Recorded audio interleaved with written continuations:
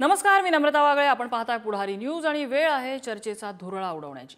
अमेरिकेच्या अध्यक्षीय निवडणुकीपूर्वी अध्यक्षपदाचे उमेदवार असलेल्या नेत्यांमध्ये डिबेट रंगते आणि त्यावरनं पुढच्या निवडणुकांमध्ये कुणाचं पारडं जड याचे कयास बांधले जातात. गेल्या 2 दिवसांपासून देशाच्या संसदेत सुद्धा ही द ग्रेट इंडियन डिबेट रंगलेली होती. या डिबेटनंतर खरंतर कुठलाही अध्यक्ष किंवा नेत्याची निवड होणार नव्हती, तर देशाच्या पंतप्रधानांची निवड झाल्यानंतर सुरू असलेल्या पहिल्याच अधिवेशनात विरोधक आणि सत्ताधारी यांच्यात सुरू असलेलं हे वाकयुद्ध काल जोरदार रंगलं. आता यानंतर प्रश्न असा विचारला जातो की या ग्रेट डिबेटमध्ये कोण भारी आहे? ज्या राहुल गांधींना हिणवण्यात भाजपने तसूभर सुद्धा कसर सोडली नाही, त्या राहुल गांधींसमोर दिग्गजांची फौज भाजपला का उभी करावी लागली? संविधान बदलाचा नॅरेटिव्ह काँग्रेस किती दिवस पुरवणार आहे? राहुल गांधींना त्यांचा आक्रमक बाणा थेट मोदींच्या पंक्तीत नेऊन बसवतोय. विरोधी पक्षनेत्याला उत्तर देण्यासाठी सभागृहातल्या सत्ताधारी नेत्यानं उभं राहणं या शिष्टाचाराची पॉवर प्ले सोबत गल्लत केली जाते का? लोकसभेतल्या निकालानंतर राहुल गांधींचं राजकीय वजन वाढलंय का? हे सगळेच प्रश्न आहेत आणि याच सगळ्या प्रश्नांच्या आधारे आज आपण आपल्या या डिबेटमध्ये नेमकं कोण कुणावर भारी आहे याचा आढावा घेणार आहोत.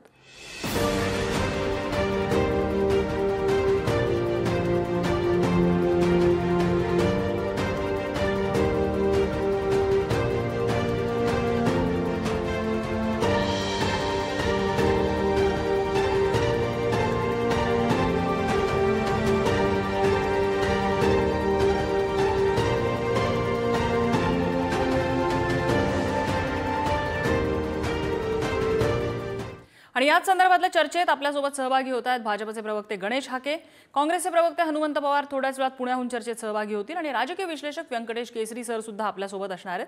चर्चेकडे वळण्यापूर्वी आपण साधारण 2 दिवसांमध्ये कशा प्रकारे हे संसदेत वाकयुद्ध रंगलेलं होतं त्याची एक झलक बघूया. लोग अपने आप को हिंदू कहते हैं, वो 24 घंटा हिंसा हिंसा हिंसा, नफरत नफरत नफरत, असत्य सत्य असत्य.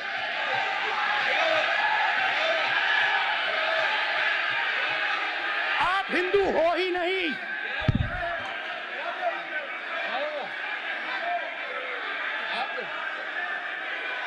Just get me that picture of Shiva. Yes, I'm inside the speaker's office. Hindu धर्म में साफ लिखा है, सत्य के साथ खड़ा होना चाहिए, सत्य से पीछे नहीं हटना चाहिए, सत्य से नहीं डरना चाहिए. अहिंसा हमारा प्रतीक है. अभय मुद्रा. ये वो लोग हैं जिन्होंने हिंदू आतंकवाद ये शब्द गढ़ने की कोशिश की थी. इनके साथी हिंदू धर्म को उसकी तुलना डेंगू, मलेरिया ऐसे शब्दों से करें और ये लोग तालियां बजाएं, ये देश कभी माफ नहीं करेगा. हिंसा नफरत, माइनॉरिटीज के खिलाफ, मुसलमानों के खिलाफ, सिखों के खिलाफ, क्रिश्चियंस के खिलाफ. तो किसानों में आपने डर डाला, भय डाला, महिलाओं में महंगाई, गैस सिलेंडर, सेना में अग्निवीर, हर व्यक्ति के लिए आप लोगों ने भय का कोई ना कोई पैकेज दिया. जहां भी ये देखते हैं ये सोचते हैं कि भाई भय कैसे पैदा करें. कल अग्निवीर को लेकर सदन में झूठ बोला गया. कल यहां भरपूर असत्य बोला गया कि एमएसपी नहीं दिया जा रहा. अध्यक्ष जी, संविधान की गरिमा से खिलवाड़ ये सदन का दुर्भाग्य है. सदन में शुरू हुई झूठ की परंपरा पर कठोर कार्रवाई करेंगे. ये देशवासियों की भी और इस सदन की भी अपेक्षा है. आणि आपण आता आपल्या चर्चेकडे वळणार आहोत. गणेश हाके आहेत आपल्यासोबत, भाजपचे प्रवक्ते. हाकेजी, या सगळ्या चर्चेनंतर एक असा सूर येतोय की ज्या राहुल गांधींना हिणवण्यात आलं त्या राहुल गांधींचे जे काही आरोप होते त्यावर प्रत्युत्तर देण्यासाठी राजनाथ सिंग, अमित शहा, स्वतः पंतप्रधान मोदी अशी सगळी तुमची पहिल्या फळीतली नेते मंडळी उभी राहिली. राहुल गांधींचं वजन त्यामुळे वाढलंय अशी चर्चा होतीये. एखादा खोडकर मुलगा आगाऊपणा करतो आणि त्याला रोखण्यासाठी समजा 4-2 लोक चांगली जर त्याला म्हणजे रोखण्यासाठी समोर आली, त्यामुळे त्या खोडकर मुलाचं त्याचं वजन वाढत नाही किंवा त्याचं मोठेपण वाढत नाही. अत्यंत बालबुद्धीनं, अत्यंत चुकीच्या, अत्यंत विदूषकी अशा स्वरूपाचे विक्षेप करत सभागृहामध्ये विरोधी पक्षाच्या नेत्याला न शोभणाऱ्या अशा स्वरूपाचं वक्तव्य, भाषण आणि जे काही विचित्र अशा पद्धतीचे अंगविक्षेप ते करत होते, त्यावरून अत्यंत खरं म्हणजे आपल्या संसदेतल्या एखाद्या राजकीय पक्षाच्या आणि त्या विशेषतः या संसदेतल्या सर्वोच्च सभागृहाच्या विरोधी पक्षाच्या नेत्यालाही न शोभणाऱ्या अशा पद्धतीचं कालचं त्यांचं ते भाषण होतं. आरोप त्यांनी ज्या पद्धतीचे करायचे ते त्यांना अधिकार आहे तो करण्याचा तो केला. पण ज्या पद्धतीनं बोलण्याची त्यांची जी भाषा, त्यांची ती काही स्टाईल होती म्हणा किंवा ज्या पद्धतीनं बोलत होते, ते खरं म्हणजे अत्यंत शरमेनं मान घालायला लावणारी होती. अत्यंत इतक्या विचित्र पद्धतीने बोलले आणि अशा वेळेला ते जेव्हा बोलत होते तेव्हा सभागृहातलं कुणीही त्यांना अडवण्याचा प्रयत्न करत नव्हतं. मोठ्या नेत्यांपैकी जे नेते तुम्ही म्हणालात की ज्यांची नावं घेतली त्यांनी कधी थांबवलं नाही, ते शांत आणि गप्प बसलेले होते सभागृहामध्ये, त्यांचं बोलणं ऐकत होते. पण बोलल्यानंतर ते जे खोटारडेपणाचा आरोप करत होते, जे खोटं बोलत होते, जे सदनाची दिशाभूल करण्याचा जे प्रयत्न करत होते, त्याला कुठंतरी उत्तर देण्याचा प्रयत्न केला आणि ती वस्तुस्थिती सदनासमोर मांडली, जगासमोर, या देशातल्या जनतेसमोर मांडली की हा किती खोटारडा माणूस आहे, किती हा आक्रस्ताळपणा करतोय, किती मोठ्या ज्या आविर्भावामध्ये बोलतोय तेव्हा त्याचं बोलणं खरं म्हणजे आकांत केला, आक्रोश केला आणि मोठ्यानं बोललं म्हणजे ते बोलणं सत्य असतं असं दाखवण्याचा त्यांनी प्रयत्न केला.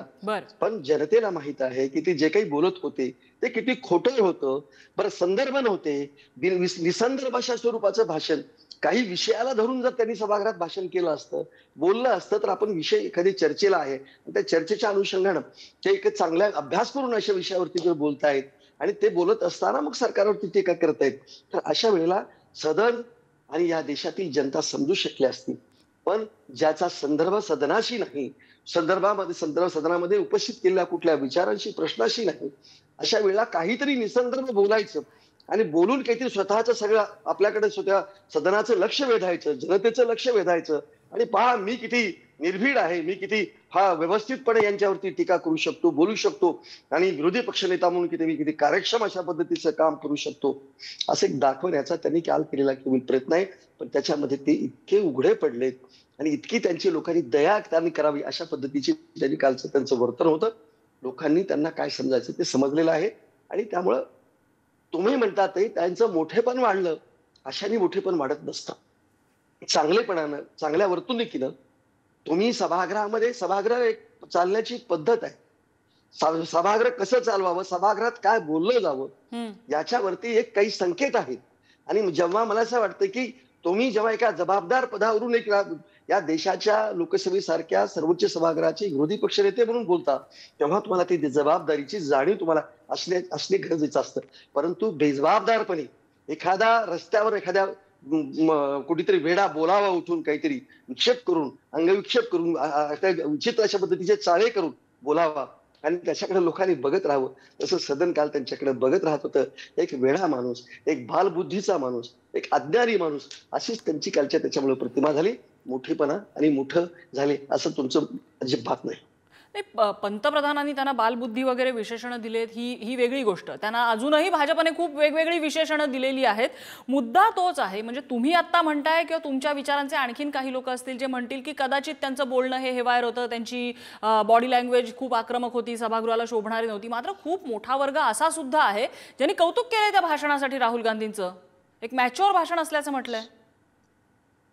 नाही बघा, मॅच्युअर भाषण म्हणजे जे लोक आमचे विरोधक आहेत ते त्याला मॅच्युअरच म्हणणार, पण जे खरे विद्वान आहेत, जे खरं म्हणजे संसदेच्या आतापर्यंतच्या कामकाजाचं ज्यांनी खरं म्हणजे चित्रण पाहिलेलं आहे, ऐकलेलं आहे, अशा लोकांनी कुणीही त्यांना अशा पद्धतीचा चांगलं भाषण म्हणून दाखला दिलेला नाही. ते त्यांचे कोणी फॉलोअर आहेत, त्यांच्या पक्षाचे लोक आहेत, त्यांच्या विचारांचे लोक आहेत, ते त्यांना मोठं म्हणणारच आहे. तसं त्याच्यामुळं राहुल गांधी मोठे होत नाहीत, या देशातल्या जनतेनं म्हटलं पाहिजे.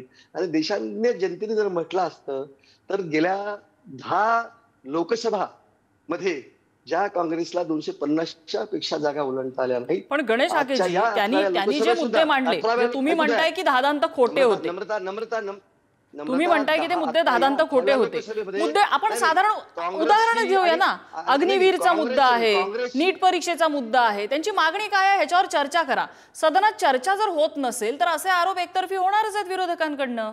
गणेश हाकेजी मग विषया नाही नम्रता, विषयाला धरून जरूर चर्चा करावी. सदन एका सिस्टीमला चालत असतं. उठून उठावं आणि आपल्याला वाटेल ते वेड्यासारखं बरळावं. त्याला सदनामध्ये आणि त्याला ते चांगल्या पद्धतीचं भाषण म्हणत नाहीत किंवा त्याला वक्तव्य म्हणत नाहीत किंवा त्याला हुशार नेताही म्हणत नाहीत. तुम्ही जे सभागृहामध्ये ज्या पद्धतीच्या विषयावरती चर्चा होत आहे त्या चर्चेला अनुसरून तुम्ही जेव्हा त्या विषयावरती चांगल्या पद्धतीनं अभ्यासपूर्ण भाषण करता तेव्हा तुम्हाला ते चांगलं विद्वत्तापूर्ण, विद्वान आणि अभ्यासपूर्ण नेत्याने कसं बोलावं. माझं वाटतं ते त्यांच्या काल ते बोलल्यानंतर तर नेता हे वाटतच नाहीये.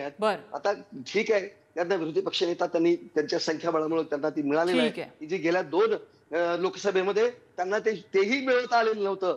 या 18व्या लोकसभेत तर 13 राज्यामध्ये त्यांना 0 ठेवावं लागले. 2 जागा फक्त त्यांना जिंकता आलेल्या आहेत. इतकी वाईट अवस्था असताना त्यांची काँग्रेसची आणि राहुल गांधीची तुम्ही त्यांना मोठं कशासाठी म्हणतात किंवा त्यांना मोठे झालेत असं आपण म्हणावं. मला असं वाटतं की असं आम्ही म्हणत नाही. आपण हा विषय आता चर्चेला घेतला की खरंच त्यांचं राजकीय वजन वाढलंय का. व्यंकटेश केसरी सर आहेत आपल्यासोबत. केसरी सर, या 2 भाषणांची जर तुलना करायची झाली तर राहुल गांधींचं भाषणही जोरदार होतं, मोदींचं भाषणही जोरदार होतं, कालचं सुद्धा आणि आजचं राज्यसभेतलं सुद्धा.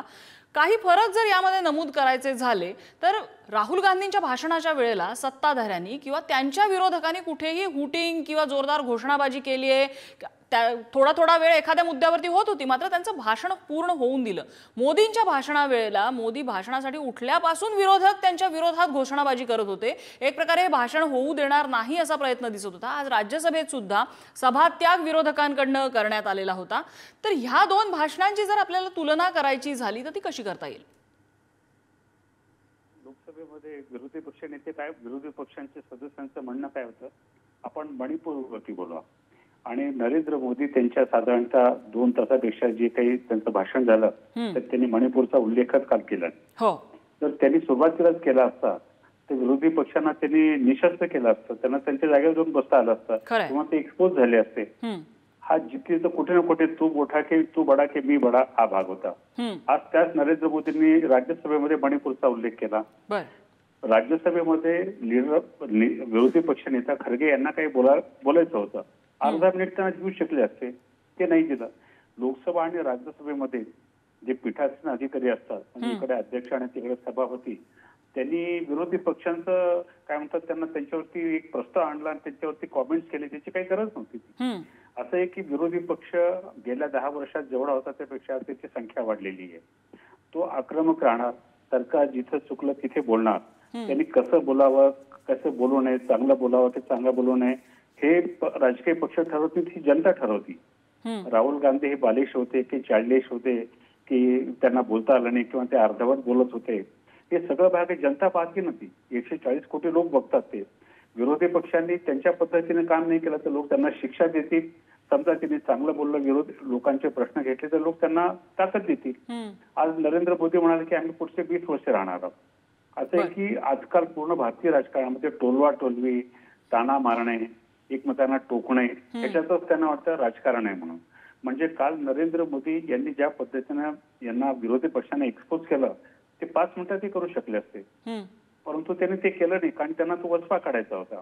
आता मुख्य मुद्दा असा आहे की भाजप जिंकली का एनडीए जिंकलं. विरोधी पक्ष म्हणतात की भाजप जिंकली हारली पण एनडीए जिंकलेलं आहे. तर हा शब्दच्छल आहे. शेवटी रियालिटीमध्ये वास्तवामध्ये सरकार आहे ते मोदी यांचं सरकार आहे. विरोधी पक्ष ते राहुल गांधींनी मान्य केली, विरोधी पक्ष तिकडे विरोधात आहेत. त्यांची संख्या वाढलेली आहे. संख्या वाढल्यानंतर तेवढा आक्रमकपणा कुठल्याही सभागृहात येतो. तो चांगला की वाईट, त्यांनी कसं बोलावं, कुठल्या पद्धतीनं मांडावं हा वेगळा भाग आहे. आणखी मी एक पाहतोय की या दोन्ही सभागृहामध्ये पीठासीन अधिकारी जास्त बोलतात. त्यांचं काम हे हाऊस कंडक्ट करायचं असतं ते. आता जसं ओम बिर्ला हे जे अध्यक्ष आहेत त्यांचे मागच्या पूर्ण टर्म मध्ये त्यांनी उपाध्यक्ष लोकसभेला का आणलं नाही त्याविषयी काही बोलले नाहीत ते. नरेंद्र मोदी बोलत नाही. घटनेमध्ये अध्यक्ष आहे आणि उपाध्यक्ष आहे त्याची निवड आहे. तुम्ही राज्यसभेमध्ये उपसभापती देता आणि लोकसभेमध्ये उपाध्यक्ष देत नाही, हा एक डायकॉटॉमी आहे. मग हे तुम्ही सांगायला पाहिजे का दिलं नाही यांना म्हणून. तेवढं धैर्य पाहिजे किंवा तेवढं तुम्ही शांत बसायचं, विरोधी पक्षांना प्रवोक करायचं आणि ते चिडले की मग म्हणायचं की यांना बोलता येत नाही, यांना संसदीय हे नाहीये. त्यामुळं ह्या गोष्टी झाल्यात. आता तर काय झालं की विरोधी पक्ष नेत्यांनाही ते काय म्हणतात त्याला ते सस्पेंड करतात. ते म्हणजे मागच्या वर्षी 150 खासदार एका दिवसात सस्पेंड केले. ठीक आहे, ते वेलमध्ये आले असेल, त्यांनी डिसिप्लिन पाळली नसेल, पण त्यांच्या गैरहजेरीमध्ये तुम्ही महत्वाची बिलं पास करून घेतली. म्हणजे थोडक्यात सर तुम्ही असं म्हणताय की पॉवर प्ले दोन्ही बाजूने सुरू आहे. असे की पॉवर प्ले असतो लोकशाहीमध्ये, ठीक आहे, हा परसेप्शनचा खेळ असतो, कोण बरोबर आणि कोण चूक नाही, पण ते ठरवणारे लोक असतात. ते राजकीय पक्ष किंवा सत्तेतील आणि विरोधक ते ठरवत नाही ते. बर, हनुमंत पवार आहेत आपल्यासोबत काँग्रेसचे. हनुमंत पवारजी, स्वागत आहे आपलं. आता भाजपच्या प्रतिनिधींनी सांगितलं की राहुल गांधींचं सभागृहातलं भाषण हे अतिशय बालिश होतं. त्यांचे अंगविक्षेप, त्यांनी वापरलेले शब्दप्रयोग हे सभागृहाच्या सभ्यतेला शोभणारे नव्हते आणि देश त्यांच्यावर विश्वास ठेवणार नाही.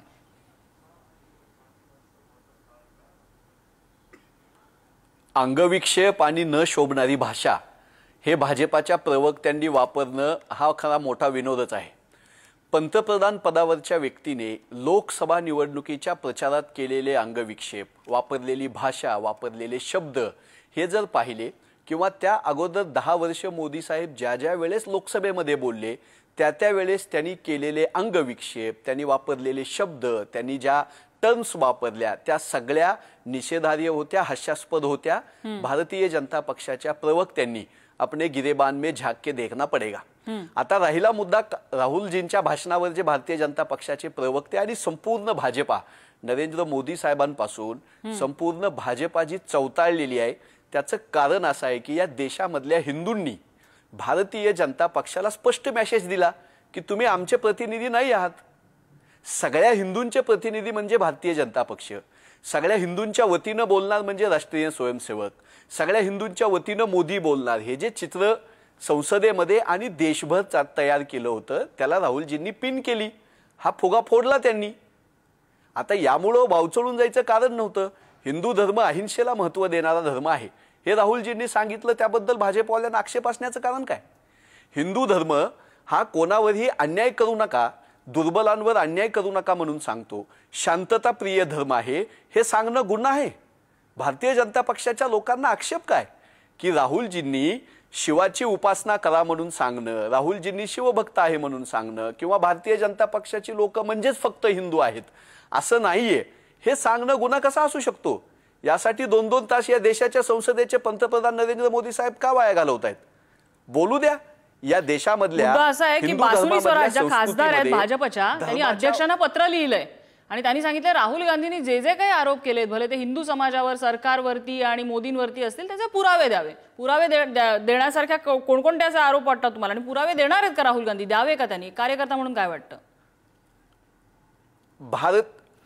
अगदी काल परवा राहुलजी बोलले आणि आज गुजरातमध्ये भारतीय जनता पक्षानं पुरावा दिला ना.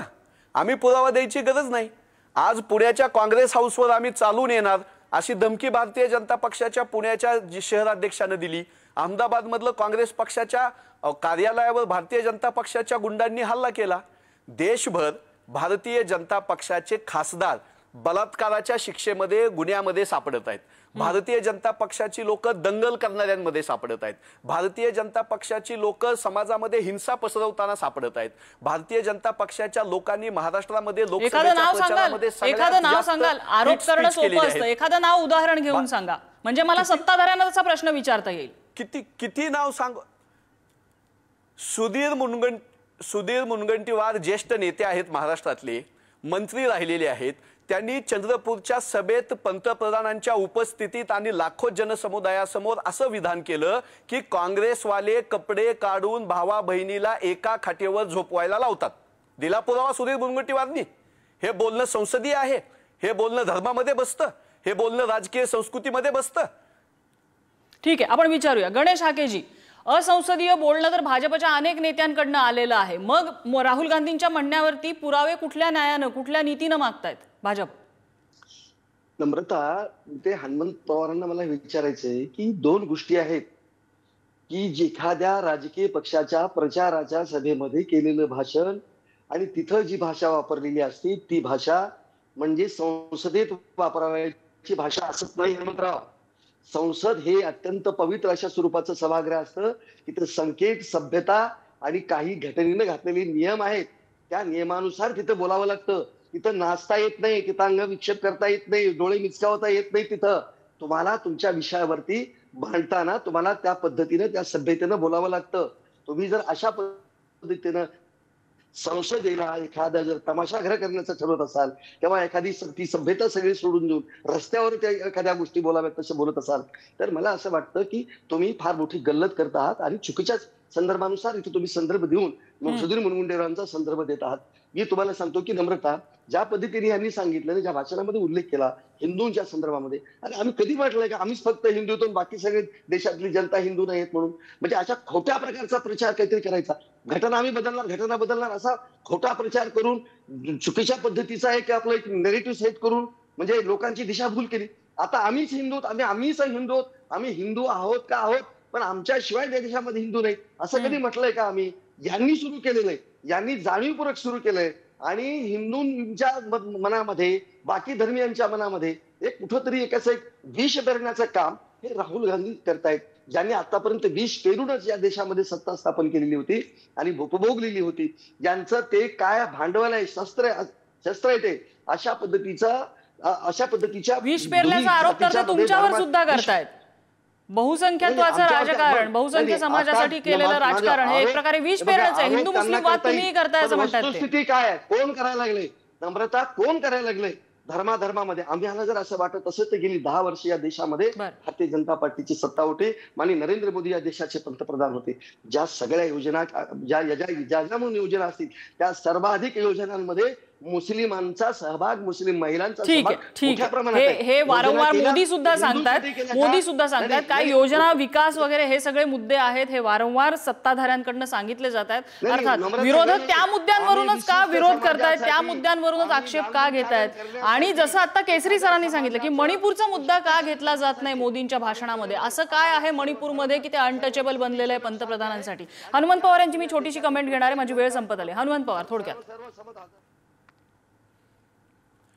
रमेश बिदुडी नावाचा यांचा दिल्लीमधला खासदार संसदेमध्ये एका विद्यमान खासदाराला किती खालच्या पातळीवर बोलला होता. यांनी काय केलं त्या माणसाला?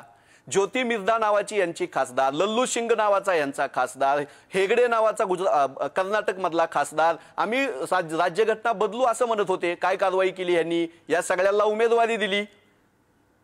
आणि हे काय सांगतात आम्ही द्वेष पेरत नाही म्हणून. द्वेष पेरण्यावरच नरेंद्र मोदी साहेब आणि भारतीय जनता पक्षाची सत्ता उगवू शकते. प्रत्येक गोष्टीमध्ये ह्यांनी हिंदू मुसलमान वाद लावायचा प्रयत्न केला, हिंदू धर्मियामध्ये जाती जातीमध्ये वाद लावायचा प्रयत्न केला. महाराष्ट्रापासून दिल्लीपासून कपड्यावरून हे आंदोलक ओळखू येतात, हे या देशाच्या पंतप्रधानांचं वाक्य होतं.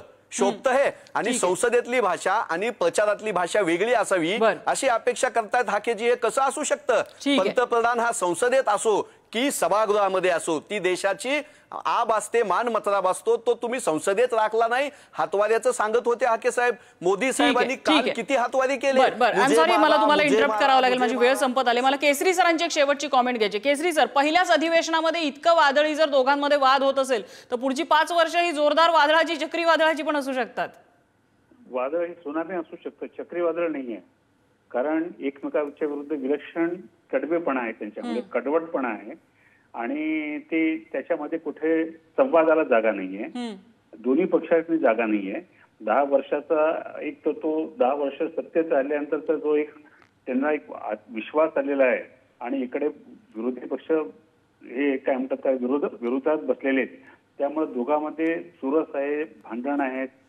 पुन्हा येणाऱ्या काळामध्ये विधानसभेच्या निवडणुका आहेत. त्यामुळं ह्यांच्यामध्ये सौहार्द असणं हे फक्त आगळलेखातून लिहू शकलं जातं.